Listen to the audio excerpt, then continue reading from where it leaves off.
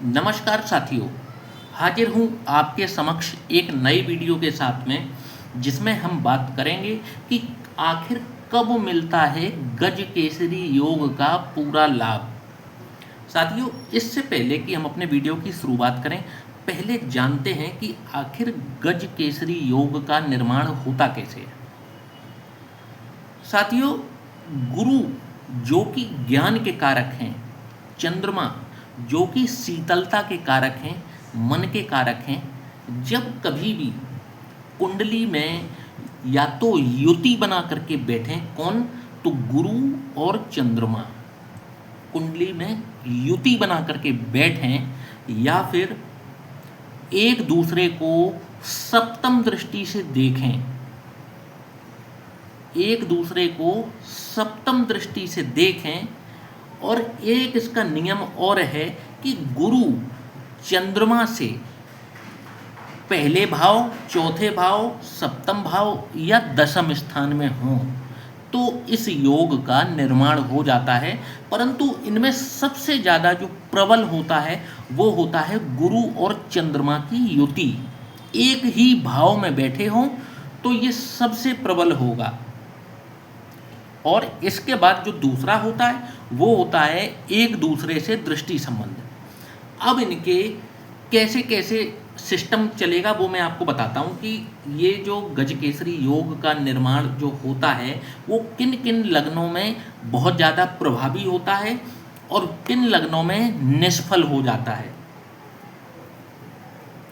तो साथियों, लग्न में बता देता हूँ। मेष लग्न, कर्क लग्न, वृश्चिक लग्न, धनु लग्न, मीन लग्न, मकर लग्न, इन 6 लग्नों में तो यदि ये योग बनता है तो बहुत अच्छे रिजल्ट देता है। यदि इन 6 लग्नों में यदि ये गज केसरी योग का निर्माण होता है, बहुत अच्छे रिजल्ट आते हैं। अब इसका दूसरा पॉइंट समझिए। चंद्रमा या गुरु, इनमें से कोई एक केंद्र का स्वामी होना चाहिए। जैसे मेष लग्न मैंने बताई, तो मेष लग्न में चंद्रमा चौथे भाव के स्वामी हैं। क्यों हैं? क्योंकि कर्क राशि चौथे भाव में पड़ती है। और गुरु कहाँ, किस भाव के स्वामी हैं? तो नवम भाव के स्वामी हैं, भाग्य स्थान के हैं, त्रिकोण के स्वामी हैं। सबसे प्रबल योग बनेगा मेष लग्न में, क्योंकि एक है त्रिकोण का स्वामी, एक है केंद्र का स्वामी। और चतुर्थ भाव में यदि ये बनता है, बहुत अच्छा राजयोग प्रदान करता है। अब गज केसरी योग कैसे कैसे जीवन में लाभ देता है वो मैं आपको बता देता हूँ। साथियों, गज का मतलब है हाथी और केसरी से हम समझते हैं इंद्र भगवान को। तो इस शब्द का जो उच्चारण है वो कुछ इस प्रकार से है कि हाथी पे सवार इंद्र भगवान। अब आप सभी जानते हैं, पौराणिक कथाएं तो सभी ने सुनी हैं कि इंद्र भगवान जो हैं वो स्वर्गलोक के राजा हैं, स्वामी हैं। और स्वर्गलोक किसे कहा जाता है? जहाँ पर समस्त सुखों की प्राप्ति हो। सभी सुख इंद्र भगवान को प्राप्त हैं, स्वर्गलोक के स्वामी है ना। इसी प्रकार से ये योग जो है वो जातक के जीवन में घटित होता है। जब भी गज केसरी योग का निर्माण व्यक्ति के जीवन में होता है, ऐसे व्यक्ति का समस्त जीवन ऐशो आराम से बीतता है। ऐसे व्यक्ति को गरीबी क्या होती है शायद पता ही नहीं होता। ऐसे व्यक्ति को अच्छी सेहत, अच्छा जीवन, अच्छी वाणी और अच्छा सम्मान सब कुछ अपने जीवन में प्राप्त होता है। ज़्यादातर मामलों में तो जिसकी कुंडली में इस योग का निर्माण होता है, ऐसे व्यक्ति का जो जन्म है वो गरीब परिवार में होता ही नहीं है। परंतु मान लेते हैं कि दुर्भाग्यवश ऐसे व्यक्ति का जन्म किसी गरीब परिवार में हो भी जाता है, तो ये अपनी मेहनत और बुद्धिमत्ता के बल पर वहाँ पहुँच जाते हैं जिस चीज़ के ये हकदार हैं। क्योंकि टैलेंट की तो इनके अंदर कमी तो फिर भी नहीं है ना, क्योंकि ये योग जो है ना व्यक्ति को ज्ञानी तो बनाता ही है, क्योंकि गुरु की विशेष कृपा है। साथ ही चंद्रमा की शीतलता ऐसे व्यक्ति को प्राप्त होती है। ऐसा व्यक्ति कुछ भी बोलता है लोग सुनते हैं, इतना मृदुभाषी होता है कि लोग उसको सुनना पसंद करते हैं, इनके ज्ञान के आगे नतमस्तक हो ही जाते हैं। लेकिन शर्तें वही हैं जो मैं यहाँ बता रहा हूँ। ये सारी शर्तें जब एप्लीकेबल होंगी, ये योग होगा तभी घटित, वरना आप लोग आकर के बताओ कि मैसेज में कि मेरे में भी है पर मुझे लाभ नहीं मिल रहे हैं, वे सारे 5 पॉइंट को अप्लाई करना। उसके बाद यदि लाभ ना मिल रहे हो तो आप बताना आकर के। आपकी लग्न ये होनी चाहिए, ठीक है? कौन सी? मेष लग्न, कर्क लग्न। कर्क लग्न कौन सी होगी? 4 नंबर यदि लग्न में आ जाए तो वो कर्क लग्न हो जाएगी। वृश्चिक लग्न, वृश्चिक लग्न कौन सी होगी?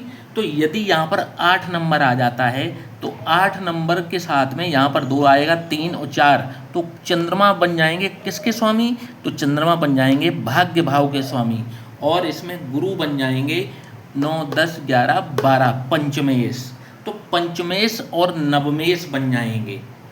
इसी प्रकार से धनु लग्न, मीन लग्न और मकर लग्न, इन लग्नों में यदि गुरु और चंद्रमा की युति हो या चंद्रमा या गुरु केंद्र के स्वामी हो और इनकी युति हो जाए, केंद्र या त्रिकोण में विराजमान हो जाएं, अब या तो केंद्र में विराजमान हो जाएं या त्रिकोण में विराजमान हो जाएं, दोनों की युति बहुत पास की होनी चाहिए। जैसे पास की युति मैं समझा दूं, आजकल तो सॉफ्टवेयर आ गए हैं, तो आप अपने सॉफ्टवेयर पर ग्रहों की डिग्री भी देख सकते हैं। यदि आप अपनी कुंडली खोल करके देखते हैं तो गुरु जैसे मान लीजिए यहाँ पर 5 अंश पर कर्क राशि में है, चंद्रमा 3 अंश पर आ जाए, 4 अंश पर ही आ जाए, 5 अंश पर आ जाए, 6 अंश पर आ जाए, कहने का मतलब है कि अब जैसे ये 4 जैसे 5 अंश पर गुरु है, 5 ही अंश पर चंद्रमा आ गया, या चंद्रमा 2 अंश पर है, 3 अंश पर है, तो ये बहुत क्लोज्ड युति हो गई।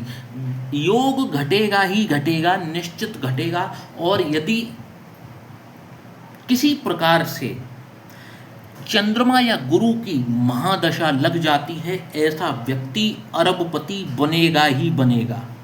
ऐसे व्यक्ति के जीवन में ऐसी अपॉर्चुनिटीज आएंगी, अपने आप आएंगी, ऐसा व्यक्ति जरूर सफलता के शिखर पर पहुंचेगा, बुलंदियों पर जरूर पहुंचेगा। नोट कीजिएगा, युति बहुत क्लोज्ड होनी चाहिए। गुरु जैसे मान लीजिए 6 डिग्री के हैं, 8 डिग्री के हैं, चंद्रमा भी आसपास हों, 2-4 डिग्री आगे हों, 2-4 डिग्री पीछे हों, एक ही राशि में केंद्र में बैठे हों, योग जरूर घटेगा, या फिर त्रिकोण में बैठे हो, ठीक है? तो ये सारे पॉइंट्स देखिएगा। लग्न पहले देख लीजिए, ये लग्न होनी चाहिए। चंद्रमा या गुरु दोनों में से एक, कम से कम एटलीस्ट 1 तो केंद्र का स्वामी होना ही चाहिए। जैसे धनु लग्न है, अब धनु लग्न में कम से कम गुरु हैं केंद्र के स्वामी। अब जैसे वृश्चिक है, वृश्चिक लग्न है, अब वृश्चिक लग्न में क्या हुआ? तो चंद्रमा हो गए नवमेश और गुरु हो गए पंचमेश, दोनों त्रिकोण के स्वामी हैं। दोनों की युति पास की हो जाए, और या फिर एक दूसरे को सप्तम दृष्टि से देख लें। लेकिन ये वाला जो सप्तम दृष्टि वाला है, ये 2nd नंबर पर है। जो 7 की युति वाला होता है, सबसे बेस्ट यही होता है। तो ऐसे व्यक्ति को सफलता जीवन में जरूर प्राप्त होती है। आशा करता हूं कि आज का ये गज केसरी योग से संबंधित वीडियो आपको पसंद आया होगा। वीडियो को लाइक और चैनल को सब्सक्राइब करना बिल्कुल भी ना भूलिएगा। और यदि आप भी अपनी कुंडली का विश्लेषण करवाना चाहते हैं, नीचे दिए हुए इस व्हाट्सएप नंबर पर आप हमसे संपर्क कर सकते हैं। जय श्री राम।